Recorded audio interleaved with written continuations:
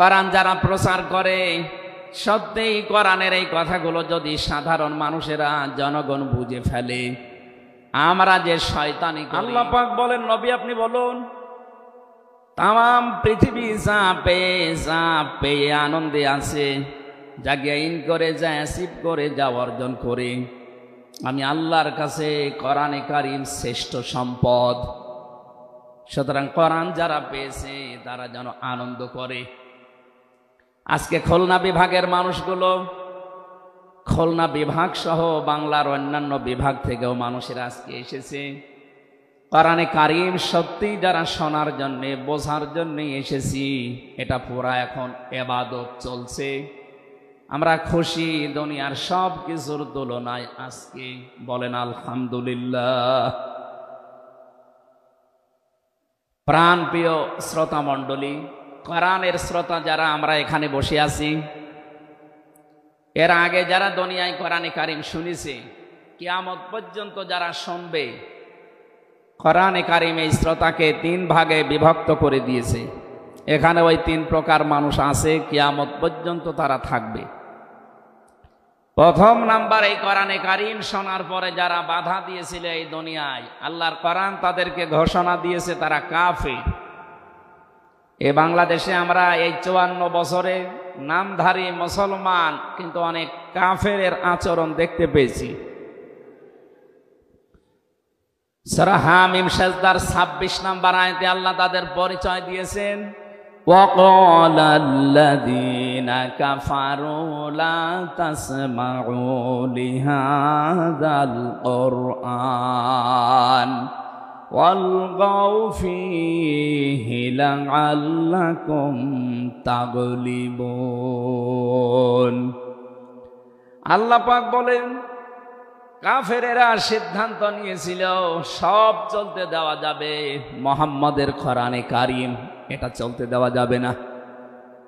কারণ তারা বুঝেছিল এটা 1500 বছর আগে নাসিল হওয়া। ভালোভাবে আবু জেহেল টের পেয়েছিল, বুঝেছিল এ কোরআনে কারীম মুহাম্মদুর রাসূলুল্লাহ যেটা বোঝাতে চায়, এটা যদি সত্যি জনগণ বুঝতে পারে আর মেনে নেয়, আমি যে অবৈধ চেয়ারে বসে আছি এই চেয়ার থাকবে না। যুগে যুগে যারা কোরআন বাধা দিয়েছে তারা এইটাই টের পেয়েছে।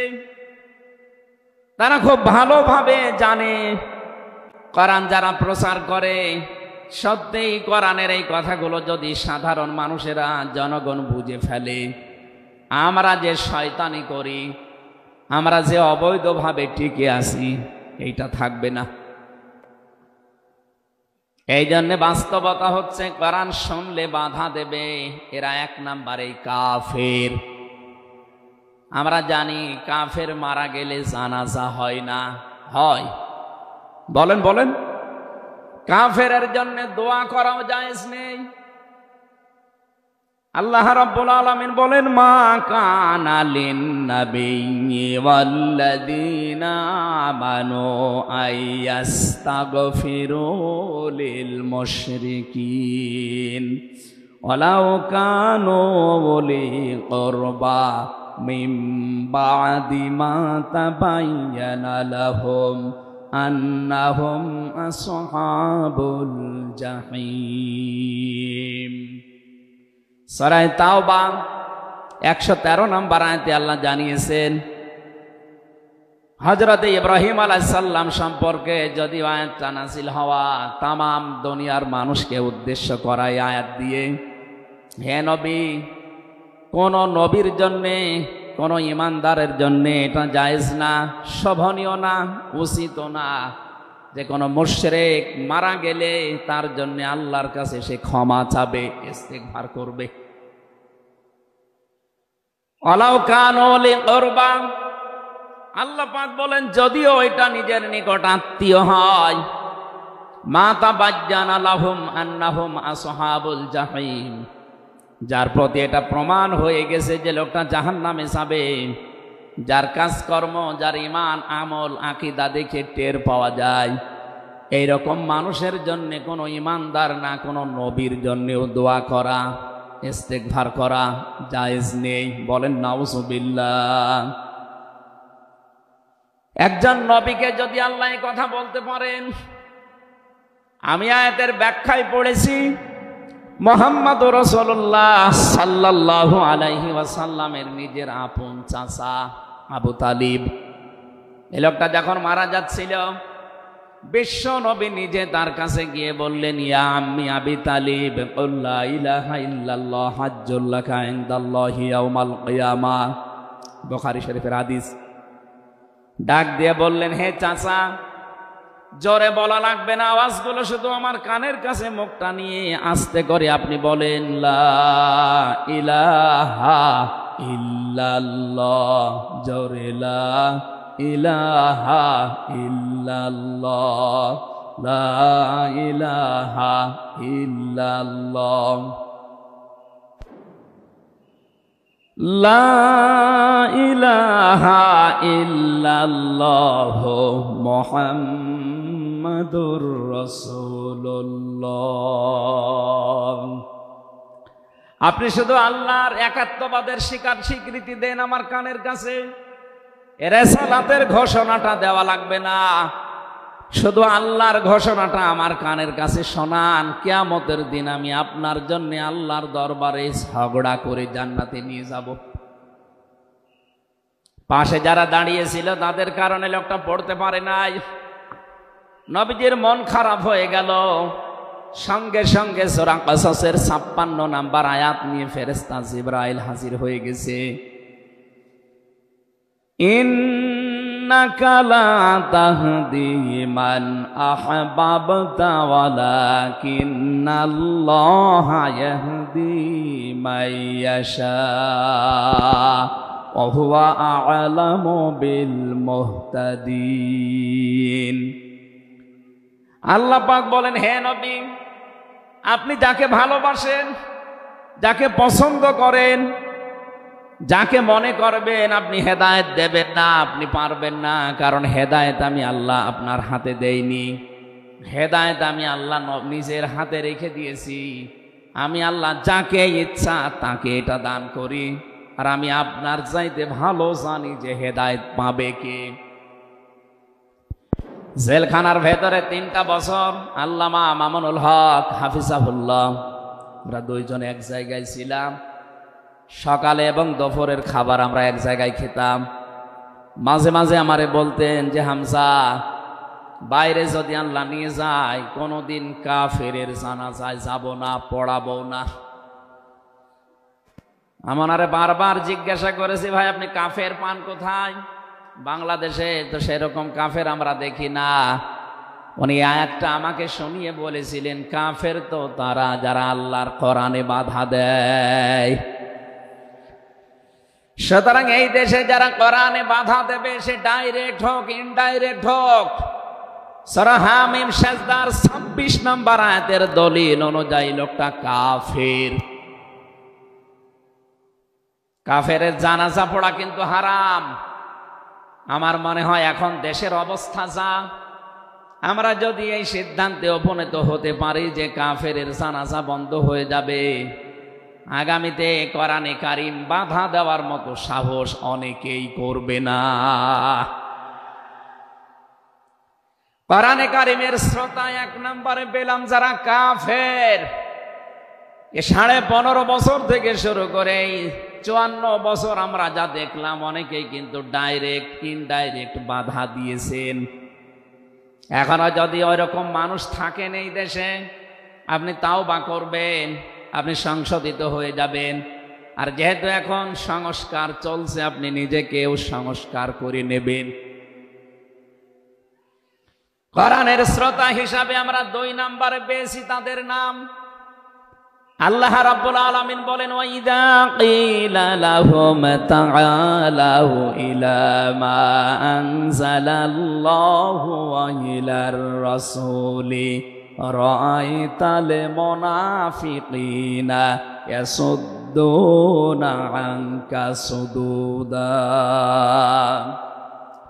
সূরা নিসার ৬১ নম্বর আয়াতে আছে, হে নবী, মানুষদেরকে আপনি যখন বলবেন আসো আল্লাহর বিধানের দিকে আসো, রাসূলের জীবনের দিকে আসো, আপনি দেখতে পাবেন অনেক মানুষ শুনতেও আসবে কোরআন, আপনার কথাও শুনতে আসবে, কিন্তু যখন দেখবে যে এগুলো কোরআনের সাথে আমাদের জীবনের মিল নেই, আর রাসূলের এই আদর্শের দিকে ডাকে, এগুলোর সাথে বাস্তবতা আমাদের মেলে না। রাআইতাল মুনাফিকিনা ইয়াসুদ্দুনা আনকা সুদুদা, আপনি দেখতে পাবেন ও মানুষগুলো আস্তে করে আপনার কাছ থেকে পেছন ফিরে কেটে পড়ছে। বলেন নাউজুবিল্লাহ। সুতরাং কোরআন শুনতে এসে যেগুলো যাদের জীবনে মিলবে না, এই মানুষগুলো যদি মন খারাপ করে, রাগ করে, যে কোনো কায়দায় চলে যেতে চান, আপনি মনে করবেন মুনাফিকের জার আপনার ভেতরে আছে। আল্লাহ আমাদের হেফাজত করুন, বলেন আমিন। 3 নাম্বার শ্রোতার বর্ণনা পেয়েছি সূরা আনফালের 2 নাম্বার আয়াতে। আল্লাহ পাক বলেন, ইন্নামাল মুমিনুনা আল্লাযীনা ইযা যুকিরাল্লাহু ওয়াজিলাত কুলুবুহুম ওয়া ইযা তুলিয়াত আলাইহিম আয়াতুহু যাদাতুহুম ঈমানা ওয়া আলা রাব্বিহিম ইয়াতাওয়াক্কালুন। চিৎকার করে বলেন আল্লাহু আকবার। আল্লাহ পাক বলেন, আমার দৃষ্টিতে তো কোরআনের শ্রোতা আসল এবং মুমিন তারা, যাদের সামনে আমার নাম উচ্চারণ হলে তাদের অন্তরাত্মা কেঁপে ওঠে, আমার আয়াতগুলো তাদের সামনে তেলাওয়াত হলে এ মানুষগুলোর ঈমান ভেতরে যা আছে এটা আরো বেড়ে যায়। এখানে যাদাতুহুম ঈমান আর ব্যাখ্যায় আমি দেখেছি, শরীরের পশমগুলো দেখবেন আপনি হঠাৎ খাড়া হয়ে যাবে, বাম স্তনের 2 আঙ্গুল নিচে আছে, ওটা কাঁপবে, কাঁপাকাঁপি করবে, একটা অনির্বচন শোক আপনি আলাদা অনুভব করবেন। এই 3টা যদি এখন আমাদের ভেতরে তৈরি হয়, আলা রাব্বিহিম ইয়াতাওয়াক্কালুন, বাড়ি যাওয়ার আগে এই সিদ্ধান্ত নিয়ে যাওয়া যাবে যে আল্লাহ ছাড়া আর কারো উপরে আমরা ভরসা করি না। বলেন সুবহানাল্লাহ। এই 3টা আয়াত দিয়ে আমি বোঝাতে চেয়েছি কাফের কারা, মুনাফিক কারা, আল্লাহর দৃষ্টিতে মুমিন কারা। 3 নাম্বারে এই তরিকায় যদি আমরা এই 3টি গুণ অর্জন করতে পারি, আজকে আল্লাহর কথাগুলো শুনলে আপনার ভেতরে কাঁপ ধরবে। 2 নাম্বারে আল্লাহর আয়াত তেলাওয়াত হবে, যখন বুঝতে পারবেন যে কি বলে, ওয়াইদা সামিউ মা উনজিলা ইলার রাসূলি তারা আয়ুনাহুম তাফিদু মিনাদ দামি মিম্মা আরাফু মিনাল হক ইয়াকুলুনা রব্বানা আমান্না ফাকতুবনা মা'আশ শাহিদিন। সূরা মায়েদা 7 নাম্বার পারার 1 নাম্বার পৃষ্ঠার 1 নাম্বার লাইনের 83 নাম্বার আয়াতে আছে। তাফসিরে ফি জিলালিল কোরআন থেকে শোনাচ্ছি। রব্বুল আলামিন বলেন, নবী আপনি যখন ওদের সামনে পড়বেন, আমার এই আয়াতগুলো যখন ওরা মন দিয়ে শুনবেন, অনুধাবন করতে পারবেন, উপলব্ধি করার যোগ্যতা যাদের আছে, আপনি দেখবেন ওদের চোখ দিয়ে মনের অজান্তেই পানি পড়ছে। এজন্য অ্যাক্টিভ হন আরো, কারণ কোরআন শোনার 2টা নিয়ম আল্লাহ দিয়েছেন, ফাসতামিউ লাহু ওয়া আনসিতু। শুধু শোনা না, তাহলে সামিয়া দিতেন। আল্লাহ ফাসতামিউ দিয়েছেন, এজন্য মনোযোগ সহকারে শুনতে হবে। আজকের তেলাওয়াতকৃত আয়াত থেকে আমরা তাফসীর আকারে কথা বলবো ইনশাআল্লাহ। 2 নাম্বারে চুপ থাকা লাগবে। আমি এখনো অনেককে দেখতে পাচ্ছি এদিকে ওদিকে তাকাচ্ছেন, গল্প করছেন। আশা করছি কোরআনে বর্ণিত আল্লাহর এই 2টা নির্দেশ আপনি মেনে নেবেন। 1 নাম্বারে চুপ থাকবেন, 2 নাম্বারে মনোযোগ সহকারে শুনবেন। লাআল্লাকুম তুরহামুন, আশা করা যায় আল্লাহর রহমত এখানে নাজিল হবে। আল্লাহ আমাদেরকে আয়াতটা মেনে চলার তৌফিক দেন, বলেন আমিন। এজন্য কোরআনের আলোচনা শুনলে সবার চোখে পানি আসবে না। যারা এটা উপলব্ধি করতে পারবে, অনুধাবন করতে পারবে, আপনি দেখবেন তাদের মনের অজান্তেই কখন যেন চোখ দিয়ে পানি গড়িয়ে পড়ছে, তারা নিজেরাও টের পাবে না। আল্লাহ যেন এই 3 নাম্বার এই প্রকার শ্রোতা হিসাবে আমাদের কবুল করেন, বলেন আমিন। দরুদ আর সালাম পাঠ করছি আমাদের নবী মুহাম্মদুর রাসূলুল্লাহ সাল্লাল্লাহু আলাইহি ওয়াসাল্লামের প্রতি, যার প্রতি কোরআনে কারীম আল্লাহ নাযিল করেছেন। সেই কোরআনকে যদি আপনি জিজ্ঞাসা করেন, হে কোরআন, যার উপরে নাযিল হলে তার সম্পর্কে তোমার ভেতরে কোনো কিছু আছে, কোনো পরিচয়? আল্লাহ রাব্বুল আলামিনের কোরআন আমাদেরকে শোনাচ্ছেন, وَإِذْ قَالَ رَبُّ وَإِذْ قَالَ عِيسَى ابْنُ مَرْيَمَ إِنِّي رَسُولُ اللَّهِ إِلَيْكُمْ مُصَدِّقًا لِمَا بَيْنَ يَدَيَّ مِنَ التَّوْرَاةِ। আয়াতের শেষের দিকে আল্লাহ ইসমুহু আহমাদ এই শব্দ দিয়ে জানিয়েছেন, হযরত ঈসা আলাইহিস সালাম তিনি জানিয়ে গিয়েছেন এই পৃথিবীতে আমার পরে একজন নবী আসবে যার নাম হবে আহমদ। আমাদের নবীর পরিচয়টা আল্লাহ কোরআনে কারীম যিনি নাযিল করলেন তার উপরে, তার ভেতরেই তার নামটা আল্লাহ সংরক্ষণ করে দিয়েছেন। প্রশ্ন আসতে পারে, এক একজনের তো বহু নাম আমরা দেখি, হে কোরআন তোমার ভেতরে কি মুহাম্মদুর রাসূলুল্লাহ সাল্লাল্লাহু আলাইহি ওয়াসাল্লাম এই নাম তোমার ভেতরে আল্লাহ কি তার সম্পর্কে দিয়েছেন নাকি? আমরা যে তেলাওয়াত করেছি সূরা ফাতিহা, এই সূরা থেকে যেহেতু আজকে আলোচনা করব, এই সূরার প্রথম আয়াতে আমার আল্লাহ আমার নবীর নামকে উল্লেখ করে জানিয়েছেন। এটা 29 নম্বর আয়াত, মুহাম্মাদুর রাসূলুল্লাহ। সূরা ফাতিহার 29 নম্বর আয়াতটা আমরা পড়েছি 4 ভাগের 1 ভাগ।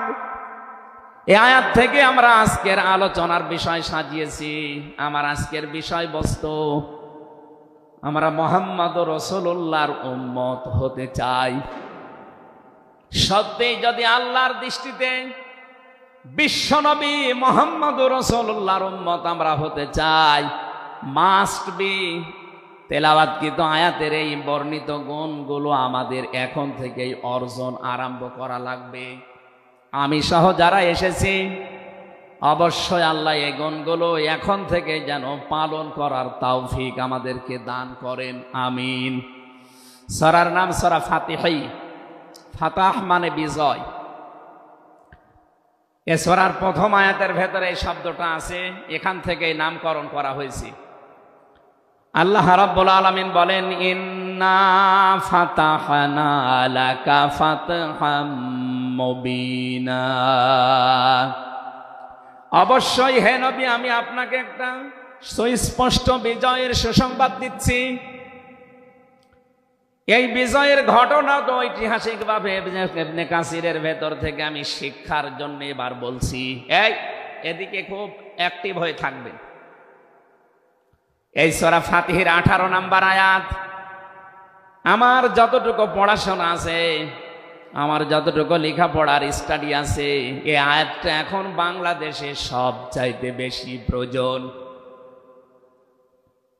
সূরা ফাতিহা 18 নম্বর আয়াত। যে যেখানে আছেন, দাঁড়িয়ে আছেন, বসে আছেন, শুয়ে আছেন, কান এবার খাড়া করে দেন।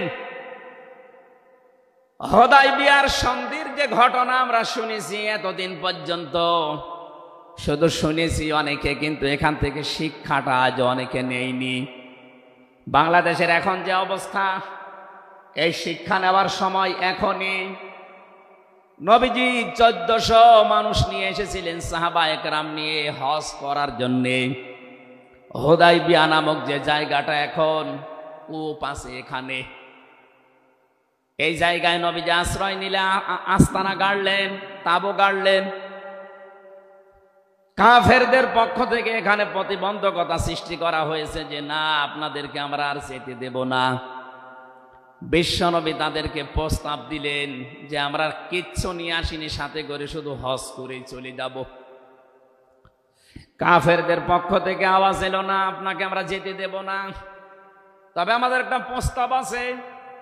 আপনি যদি আগামী বছরে আসেন হজ করে যেতে পারবেন, কিন্তু এবছরে আপনাদেরকে আমরা আল্লাহর ঘর কাবায় যেতে দেব না। কি নিষ্ঠুর আচরণ তাকান। আল্লাহ পাকের নবী আল্লাহর ঘর তাওয়াফ করবে, বাধা দিচ্ছে যারা আল্লাহকে বিশ্বাস করে না তারা। এ বাংলাদেশে 50টা বছর কোরআনে কারীম প্রচার করেছে যারা, কোরআনের পাখি শহীদ আল্লামা দেলাওয়ার হোসাইন সাইদি রহমতুল্লাহ আলাইহি, তার নামে মামলা দেওয়া হয়, কেস দেওয়া হয়, তিনি নাকি ধর্মীয় অনুভূতিতে আঘাত দিয়েছে। আমার তো মনে হয় 1500 বছর আগে নবীজিকে যারা বাধা দিয়েছিল আল্লাহর ঘর কাবায় হজ করতে দেবে না, 1500 বছর পরে যেন তাদের প্রেতাত্মারাই ফিরে এসেছে। আল্লাহর নবী বললেন ঠিক আছে, ওসমানকে পাঠালাম। হযরত ওসমান ইবনে আফফান রাদিয়াল্লাহু তাআলা আনহু তিনি গেলেন। হযরত ওসমানকে তারা আটক করার পরে ঘোষণা দিয়ে দিল কতিলা ওসমান ইবনে আফফান, ওসমানকে হত্যা করা হয়েছে। এ সংবাদ যখন নবীজির কাছে এসেছে, যশোরবাসী খুব খেয়াল করেন, এখানে হযরতে ওসমানকে তারা হত্যা করার ঘোষণা দিয়ে মিথ্যা একটা সংবাদ পাঠিয়ে দিয়েছে নবীজির কাছে। নবীজি সাহাবায়ে কেরামকে বললেন, যারা ইহরামের কাপড় পরে এসেছিলে সব এখন খুলে ফেলো। সাহাবায়ে কেরাম বলেন, হে রাসূল, ইহরামের কাপড় খুললে হজ? বলে হজ আগামী বছর। বাংলার মুসলমানেরা, আমি কেন বলছি আয়াতটা 2-1 মিনিট পরে আপনি টের পাবেন। দ্বিতীয় নম্বর, নবীজি বললেন আজকে রমজান মাস, এটা এ রমজান মাসের এখন আর আধা ঘন্টা 1 ঘন্টার সময় আছে মাত্র ইফতারি করার, এখনই ভেঙে ফেলো, ইফতারি করে ফেলো। দরকার আগামীতে রোজা আবার রমজান সিয়াম আবার করে দেওয়া যাবে। যে 2টা সিদ্ধান্ত নিলেন, 2টাই ফরজ, একটা রোজা একটা হজ। নবীজি কিন্তু জানতেন ইহরামের কাপড় খুলে ফেললে হজ ভেঙে যাবে, আর একটু পরেই তো ইফতারি করলে রোজাটা হয়ে যায়। বিশ্ব নবী বলেন না এক্ষুনি রোজা ভেঙে ফেলো। আবার বলছে কান খাড়া করেন, আমি কিন্তু 2 মিনিটের ভেতরে জায়গায় যাব। এত বড় 2টা বড় বড় ফরজ বিধান নবীজি লঙ্ঘন করছেন, কারণটা কি? কারণ একটাই, ওরা একজন নিরপরাধ মানুষকে আটক করে হত্যার ঘোষণা দিয়েছে। আপনি বাংলাদেশকে 15.5 বছরের সাথে ওই ঘটনাটা মিলান। একটা নিরপরাধ মানুষ, মাত্র একজন, তাকে আটক করে হত্যার ঘোষণা দেওয়ার কারণে যদি নবী মুহাম্মদ রাসূলুল্লাহ হজ ছেড়ে দিতে পারেন, রোজা ছেড়ে দিতে পারেন, তিনি ওই বাবলা গাছের নিচে হাত দিলেন।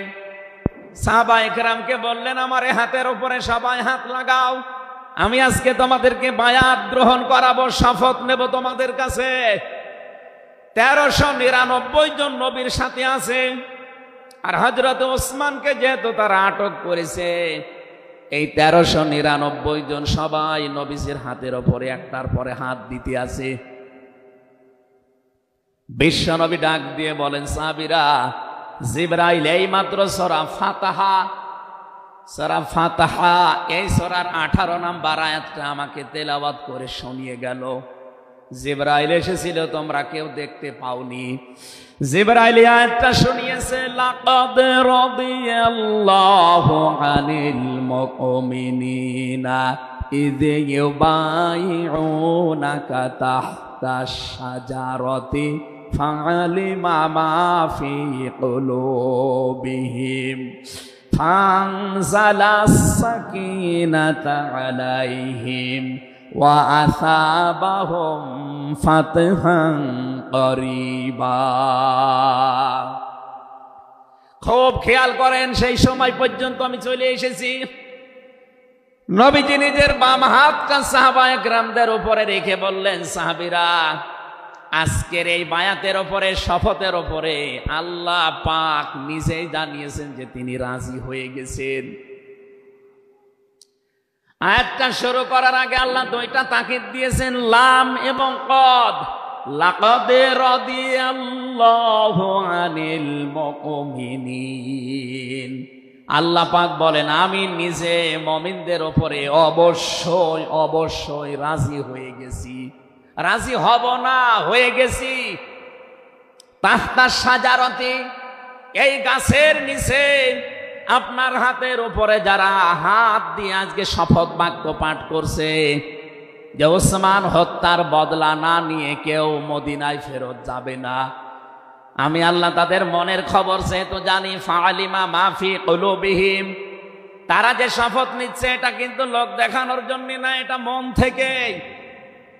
ফানসালাস সাকিনাতা আলাইহিম, তাদের উপরে আমি আল্লাহর প্রশান্তি নাযিল হয়ে গেছে অলরেডি। ওয়াসাবাহুম ফাতাহান করিবা, তাদেরকে আমি আসন্ন একটা বিজয়ের সুসংবাদ দিচ্ছি। সুতরাং এই বায়াতের রিদওয়ানের উপরে যেহেতু সবাই হাত দিয়েছে, ওসমানের হাতটা এখানে নেই, হে নবী আপনার বাম হাতটা উপরে তুলে ধরেন, এইটাই আমি ওসমানের হাত হিসাবে মেনে নিলাম। তার মানে 1400 মানুষের উপরে আমি আল্লাহ অলরেডি রাজি হয়ে গেছি। আমার মুসলমান ভাইরা, এবার আমি খেয়াল করার জন্য আর একবার বলছি, এইটা বলার জন্য আমি এতক্ষণ ঘুরছিলাম। একটা নিরপরাধ মানুষকে ওরা মিথ্যা তথ্য ছড়িয়েছে যে আটক করা হয়েছে, মেরে ফেলা হয়েছে, হত্যা করা হয়েছে। নবীজি একজন মানুষের জীবনের বদলা নেওয়ার জন্য 1400 মানুষকে তিনি বায়াত করাচ্ছেন, শপথ বাক্য পাঠ করাচ্ছেন। একটু খেয়াল করেন তো, একজন মানুষের জীবনের জন্য জীবন দিতে প্রস্তুত 1399 জন, আর নবী সহ এমন বাক্য তিনি পাঠ করিয়েছেন, এমন শপথ নিয়েছেন যে আল্লাহ অলরেডি রাজি হয়ে আয়াত নাজিল করছেন।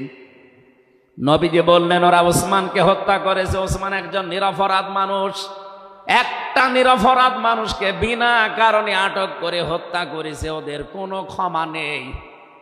আমরা আজকে 1400 মানুষ শপথ নিলাম ওদেরকে হত্যার প্রতিশোধ না নিয়ে আমরা কোনোদিন আর মক্কা মদিনায় ফেরত যাব না।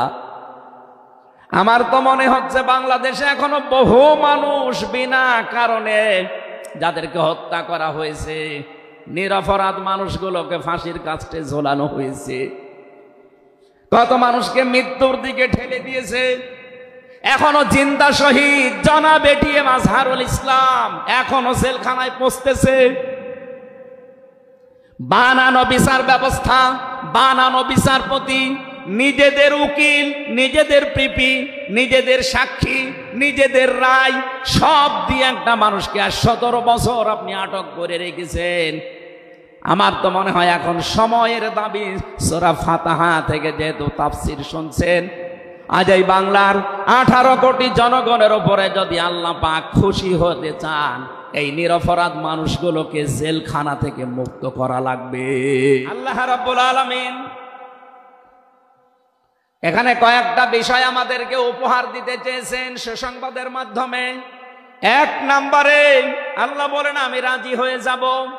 2 নম্বরে ওদের মনের মূল কথাগুলো যেহেতু আমি জানি, সুতরাং যারা নারায়ে তাকবীর আল্লাহু আকবার এই স্লোগান দিয়ে এই মাজলুম মানুষটার পক্ষে অবস্থান নিলেন, আমার তো মনে হচ্ছে ফানজালাস সাকিনাতা আলাইহিম, আল্লাহ পাক তার রহমত এখন এ দেশের উপরে নাজিল করবে। 2 নম্বরে ওয়াসাবাহুম ফাতাহান করিবা, একেবারে সুপ্রসন্ন নিকটবর্তী একটা নিকটবর্তী বিজয় আমাদেরকে আল্লাহ এই মাজলুম মানুষটার পক্ষে দাঁড়ানোর কারণে দেবে। আমি আজকেও একজন জেলখাটা মানুষের সাথে কথা বলছিলাম, তিনিও প্রায় 3.5-4 বছর জেলে ছিলেন। তিনি জ্বালাচ্ছিলেন যে হামজা ভাই, আসলে আমরা যারা জেলে ছিলাম তারা ছাড়া এটা বোঝানো সম্ভব না। বহু মানুষ বিনা অপরাধে, বিশেষ করে 15.5 বছরে তো হবে, বিনা কারণে বিনা অপরাধে কিচ্ছু জানে না, বছরের পর বছর জেলে পৌঁছতেছে। ওরা যদি একজন নিরপরাধ মানুষকে মিথ্যা কথা ছড়িয়ে দেওয়ার কারণে নবী যেরকম সিদ্ধান্ত নিতে পারে, আজ বাংলার 18 কোটি মানুষ দল বেদল সব ভুলে গিয়ে নিরপরাধ যত মানুষ জেলে ভর্তি আছে, গুম হয়েছিল, খুন হয়েছিল যারা, এদের পক্ষে দাঁড়াতে যদি সত্যি আপনি মন থেকে এগিয়ে আসতে পারেন, আল্লাহর কসম আমাদের সামনে আল্লাহ বিজয় দেখাবেন। বিজয় আমরা দেখতে পাচ্ছি সূরা কসস 20 নম্বর পারার 4 নম্বর পৃষ্ঠার 15 নম্বর লাইনের 5 নম্বর আয়াত। বাড়িতে যে আয়াতটা তাফসীর দেখবেন, আল্লাহ রাব্বুল আলামিন বলেন, নুরিদু আন্নামুন্না আলাল্লাযীনা ইসতাদঈফু ফিল আরদ ওয়া নাজআলাহুম আইম্মাতাও ওয়া নাজআলাহুমুল ওয়ারিসিন। আমি আল্লাহ একটা ইচ্ছা করলাম, হাজার হাজার বছর আগে হে নবী, এই পৃথিবীর ময়দানে ফেরাউন নামে একটা লোক ছিল। রাষ্ট্রীয় ক্ষমতায় থাকার কারণে ওই দেশে বিভিন্ন দলে বিদলে বিভক্ত করে মানুষকে রেখেছিল, আর একটা দলকে সে টার্গেট নিয়ে কোণঠাসা করে, ছোট করে, হীন করে রেখেছিল। সেই দলটা ছিল মুসা নবীর দল। আমি আল্লাহ একটা ইচ্ছা করলাম, জমিনের উপরে যাদেরকে দুর্বল করে রেখেছে ফেরাউন, এই দুর্বল দলের উপরে আমি আল্লাহ মনন করব। মনন মানে অনুগ্রহ করা, দয়া করা। আমি আল্লাহ দয়া করব তাদের উপরে, মনন করব। এই কারণ আমি তাদেরকে জমিনের শাসন ক্ষমতায় বসাতে চাই, জমিনের উত্তরাধিকারী তাদেরকে বানিয়ে দিতে চাই। অনুমাক্কিনা লাহুম ফিল আরদ, জমিনের উপরে তাদেরকে আমি ক্ষমতায় বসাবো, এটা আমি আল্লাহর ইচ্ছা। বলেন তো, আল্লাহ যদি কোনো ইচ্ছা করে ওটা রদ করার কেউ আছে? আরো জোরে বলেন, আছে। সুতরাং এই আয়াত দিয়ে আমি যেহেতু 100 ভাগ আয়াতটা বিশ্বাস করি, হাজার হাজার বছর আগে ফেরাউনের এই জীবনের সাথে, কাহিনীর সাথে, তাফসিরের সাথে আমি বাংলাদেশে আয়াতটা মিলিয়েছি। দেখতে পেয়েছি 2024 সালের 5 আগস্টের পরে একটা দলের সাথে আয়াতটা মিলে যাচ্ছে। আপনি যাই মনে করেন এইটাই বাস্তব। 54 বছরে ভুয়া ধোয়া তুলে, ভুয়া চেতনার নাম দিয়ে যাদেরকে কোণঠাসা করে রেখেছিলেন জনগণের কাছ থেকে, আল্লাহ যেন হঠাৎ করে মানুষের মনের ভেতরে তাদের প্রতি পরিবর্তন এনে দিয়েছেন। আল্লাহ পাক যেন এই মানুষগুলোকে একটা মনন করেছেন, একটা দয়া দেখিয়েছেন। অনাজাআলাহুম আইম্মাতান, জমিনের ইমাম তাদেরকে যেন আল্লাহ দিনের পর দিন বানিয়ে দিচ্ছে। তাদের আচার ব্যবহার, তাদের চরিত্র, তাদের ব্যবহার, তাদের মাধুর্যতা, তাদের যে ইখলাস, এগুলো দেখছে আমার আল্লাহ দিনের পরে দিন। জমিনের ইমাম তাদেরকে আল্লাহ বানাচ্ছেন। অনাজাআলাহুমুল ওয়ারিসিন, আয়াতের শেষের কথা, আল্লাহ তাদেরকে জমিনের ওয়ারিস বানিয়ে দেবেন। যেহেতু আল্লাহর সিদ্ধান্ত রদ করা যায় না, ফাআলুল লিমা ইউরিদ, তিনি যা ইচ্ছা তাই করেন। ইন্নামা আমরুহু ইযা আরাদা শাইআন আইয়াকুলা লাহু কুন ফায়াকুন। আল্লাহ পাক বলেন, আমি যদি কোনো ইচ্ছা করি শুধু বলি কোন, সঙ্গে সঙ্গে ফায়াকুন হয়ে যায়। কোরআনের উপর আমার 100 ভাগ বিশ্বাস নিয়ে কথা বলছি আমি। এই আয়াতগুলো মাস্ট বি আমার আল্লাহ বাংলাদেশে দেখাবে। বলেন আমিন, আরো জোরে বলেন আমিন। 6 নম্বর আয়াত হচ্ছে অনুমাক্কিনা লাহুম ফিল আরদ, আমি আল্লাহ তাদেরকে জমিনের চেয়ারে ক্ষমতায় বসিয়ে দেব। কেন জানো? অনুরিয়া ফিরআউনা ও হামানা ও জুনুদাহুমা মিনহুম মা কানু ইয়াহদারুন, আমি আল্লাহ দেখাতে চাই ফেরাউনকে, হামানকে আর তার সৈন্যবাহিনীকে, তারা তাদেরকে সবচাইতে বেশি ভয় করত জমিনে যাদেরকে, সেই মুসা নবীর দলকে আমি আল্লাহ জমিনের শাসন ক্ষমতায় বসিয়ে তাদেরকে দেখাবো। এই 54 বছর জালেম এবং মুনাফিকরা সবচাইতে বেশি ভয় বাংলাদেশে যাদেরকে করেছে, তাদের প্রতি মানুষের মন মানসিকতা আল্লাহ ঝুঁকিয়ে দিয়েছেন। এই জন্য কোরআনের আয়াতের উপরে বিশ্বাস করে বলছি, এই বাংলাদেশে যারা নিরপরাধ মানুষ আছে তাদেরকে যদি 5 তারিখের পরে বিভিন্ন আন্দোলনের কারণে, মানবিকতার কারণে ছেড়ে দেওয়া হয়, বিশেষ করে ম্যাডাম খালেদা জিয়াকে আপনি ছেড়ে দিয়েছেন। এরপরে আমরা দেখতে পেলাম আব্দুল সালাম পিন্টু ভাইকে ছেড়ে দিয়েছেন। এরপরে গিয়াসউদ্দিন মামুন ভাইকে ছেড়ে দিয়েছেন, মিয়ানুরউদ্দিন অপু ভাইকে ছেড়ে দিয়েছেন। আমরা চাই জনাব এটিএম আজহারুল ইসলামকেও মুক্তি দেওয়া হোক। এ দাবির পক্ষে আছেন কারা দেখে? লিল্লাহি তাকবীর।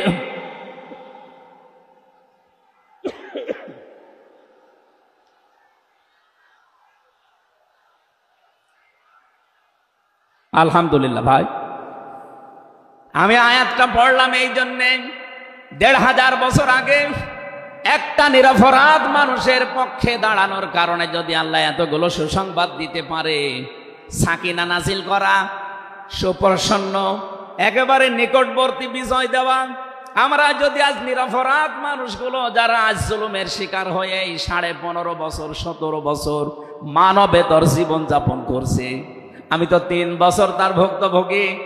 3টা বছর আমাদেরকে ফাঁসির কন্ডেম সেলের ভেতরে 24 ঘন্টা লকআপ দিয়ে রাখতেন। কি করেছিলাম আমরা?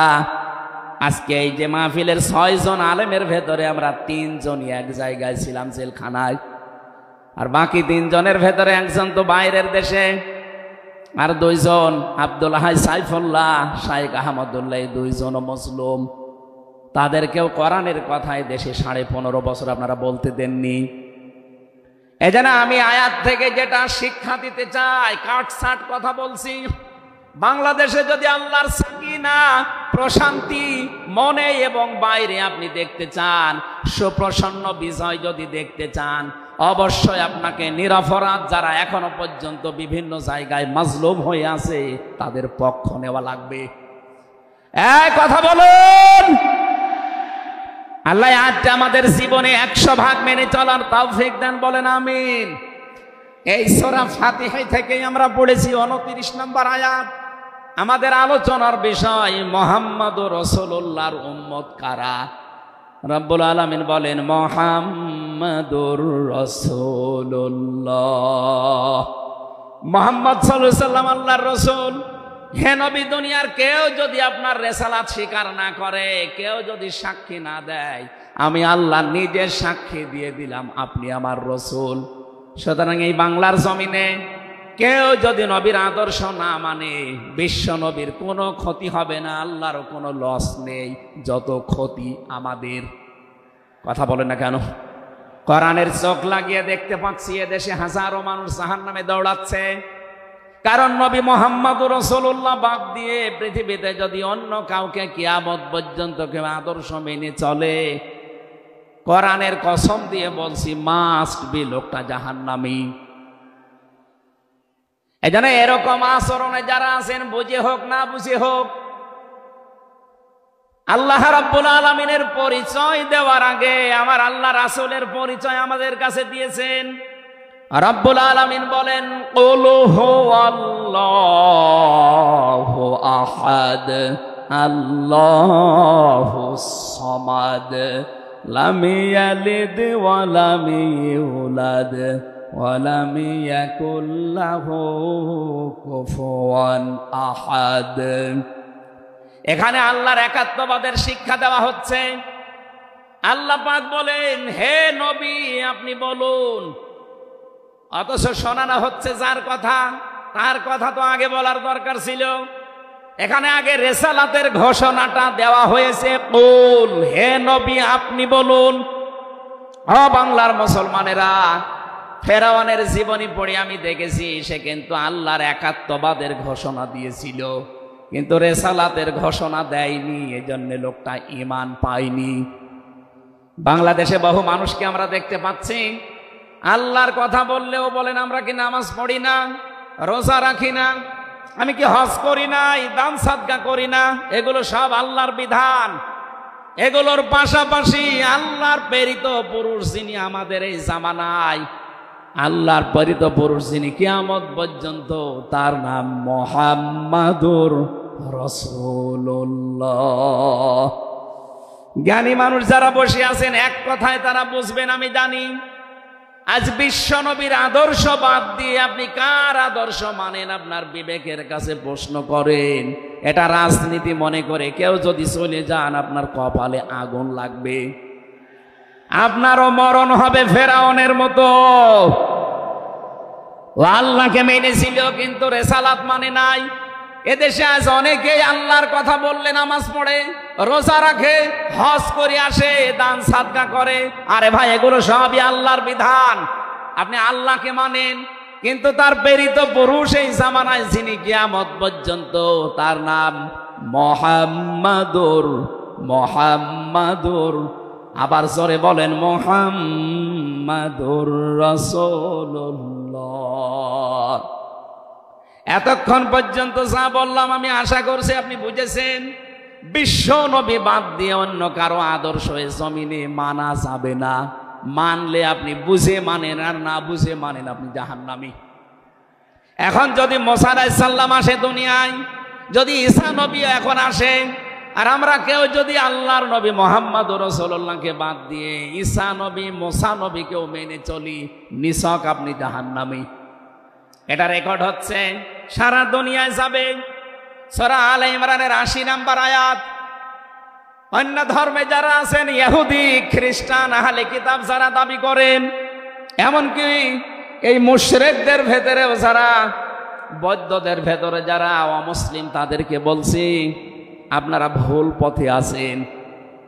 আপনারা যাদেরকে নবী নাম বলে চলেন, যিশু বলেন, ঈসা আলাইহিস সালামকে আপনারা যোসেফ বলে ডাকেন, আপনাদের ওই সমস্ত নবীগুলো তাওরাতে, ইনজিলে অলরেডি ঘোষণা দিয়েই গেছে যে আমাদের পরে একজন শেষ নবী আসবে, তার নাম মুহাম্মাদুর রাসূলুল্লাহ বা আহমদ।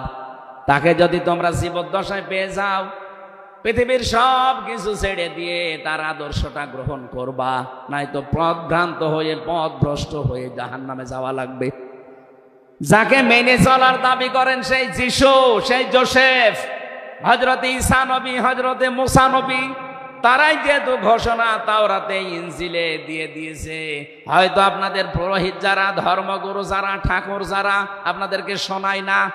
এই সত্য বিধান আপনি ইনজিলে পড়েন। আমার শেষের শব্দ ছিল ফিত তাওরাতি ওয়াল ইনজিল।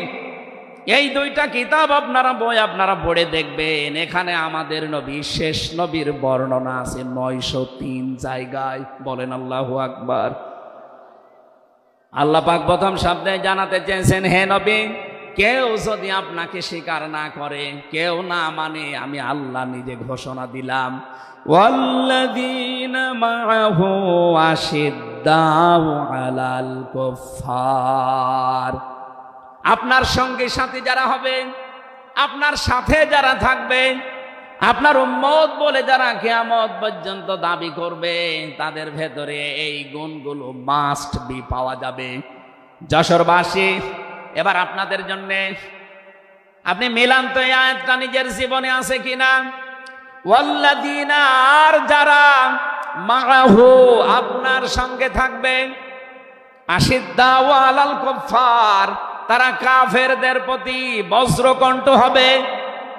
কালকে মাওলানা মামুনুল হক, আমি ছিলাম কালকে চট্টগ্রামের ফেনীতে, একটু লাইভ দেখেছি। উনি কিন্তু শেষের দিকে এটা জানিয়েছেন, ওঠো, বজ্রমুঠি করো, ঘোষণা দাও। এ কথা বলেননি? এই কথা বলেন না কেন? ওনার এইটাই সামারাইজ, আশিদ্দাউ আলাল কুফফার, কাফেরদের প্রতি কঠোর হওয়া লাগবে। সেই সময় এখন অলরেডি চলছে। প্রতিবেশী নামে আমাদের যারা আছে, যেহেতু প্রতিবেশী পাল্টানো যায় না, এজন্য আমরা বেশি কিছু বলছি না। আমরা আশা করব যে প্রতিবেশীর চরিত্র পাল্টাবে।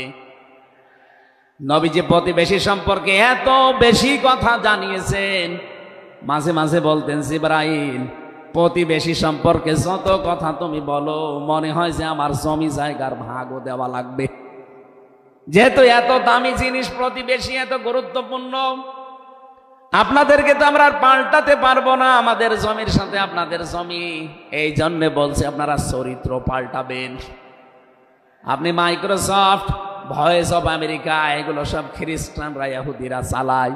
তারা আজ তামাম দুনিয়ার ২৫৭টা রাষ্ট্রে কিন্তু অলরেডি জানিয়ে দিয়েছে, বিশ্বে সবচাইতে বেশি মিথ্যা কথা বলা হয় ভারতে।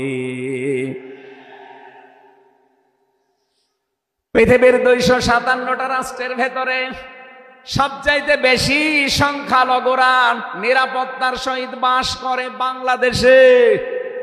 অথচ এই দুইটাই এতদিন, এই 54 বছর আমরা স্বাধীন হয়েছি, 54টা বছরে আমাদের পেছনে এই মিথ্যা দুইটা তথ্যই প্রতিবেশীরা ছড়িয়েছে।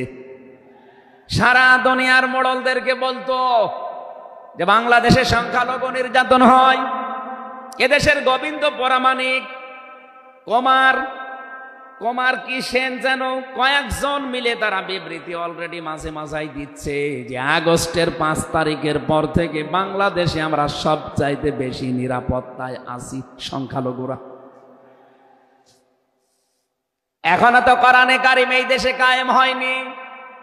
আমি কোরআনের এই অনুষ্ঠান থেকে আপনাদেরকে গ্যারান্টি দিতে পারি, আল্লাহর কসম, কোরআনে কারিম যদি এদেশের রাষ্ট্রীয় ক্ষমতায় চলে আসে, বাংলাদেশের সবচাইতে বেশি নিরাপদে থাকবে সংখ্যালঘুরা। একজন মুসলমানের মাথায় যদি কেউ আঘাত করে একটা গুনাহ হবে, একটা অমুসলিমের গায়ে যদি কেউ আঘাত করে ডবল গুনাহ হবে। বাংলার মুসলমানেরা অনেকে মনে করেন যে এটা মনে হয় নতুন হাদিস। না, আপনি একজন মুসলমানকে আপনি মারলেন, আপনার নিজের ভাই, সে আল মুসলিম ও আখুল মুসলিম, কিন্তু অমুসলিম আপনার ভাই, এ কথা কোরআনেও নেই, হাদিসেও নেই। কে কথা বলেন না কেন? 3টা বিষয় যদি কারো ভেতরে পান, সে যেই হোক। 1 নম্বরে কেউ যদি আমার কেবলাকে কেবলা মনে করে, ফাহুয়া আখি, সে আমার ভাই। 2 নম্বরে আমার জবাই করা জিনিস যদি সে খেতে চায়, ফাহুয়া আখি, সে আমার ভাই। 3 নম্বরে সে যদি আমার মতো নামাজ পড়ে, সে আমার ভাই। সুতরাং এই 3টা বিষয় সামনে রেখে আমরা এই দেশে যারা আছি, মতের হয়তো মিল নেই, দলের হয়তো নামের মিল নেই, কিন্তু এই 3টা বিষয় যারা মানবেন, আমার মতো নামাজ পড়বেন, আমার কাবাকে কাবা মনে করবেন, আমার জবাইকে তো ব্যস্ত আপনিও খাবেন, এটা যেই হোক, এই দেশে আমরা সবাই তাকে ভাই ভাই ভাই মনে করি। কথা বলেন ঠিক কিনা? এই 3টার বাইরে যারা আছেন তারা তো আর আমার ভাই না। তাদের সম্পর্কে কি? তারা আমার এই দেশের আমানাত। 1 নম্বরে এই সংখ্যালঘু যারা আছে, হিন্দু হোক, খ্রিস্টান হোক, বৌদ্ধ হোক, মুশরিক হোক, যাই হোক, যারা আছে তাদের ওপর যদি আপনি অত্যাচার করেন, তাদের মন্দির ভাঙেন, তাদের দেবতাকে গালি দেন, তাদের মাথায় বাড়ি দেন, চাঁদাবাজি করেন, 1 নম্বরে জুলুমের গুনাহ হবে, 2 নম্বরে আমানতের খেয়ানতের গুনাহ হবে। ধর্ম যার যার উৎসব সবার, এটা কুফরি কথা। ধর্ম যার যার উৎসব তার তার। কথা বলুন, মান তাশাব্বাহা বিকওমিন ফাহুয়া মিনহুম। যার সাথে যার সাদৃশ্য মিলবে, সে আচার ব্যবহারে, ধর্মীয় রীতিনীতিতে কিয়ামতের দিন তার সাথে থাকা লাগবে। কোনদিন আজ পর্যন্ত আপনি পিটিয়েও কোন হিন্দু ভাইকে গরু জবাই করেন যখন কোরবানি দেওয়ার জন্য, তাকে পাবেন। তারা জানে যে এটা আমাদের ধর্মীয় অনুষ্ঠান না, এই জন্য তারা আসে না, ঠিক করে তারা আসে না। আপনি কোন কারণে সেখানে যাবেন?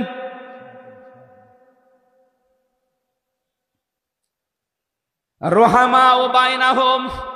2 নম্বরে আমরা পেয়েছি নিজেদের ভেতরে মহব্বত, ভালোবাসা, সম্প্রীতি, মায়া, মমতা, এটা নিজেদের ভেতরে বাড়ানো লাগবে।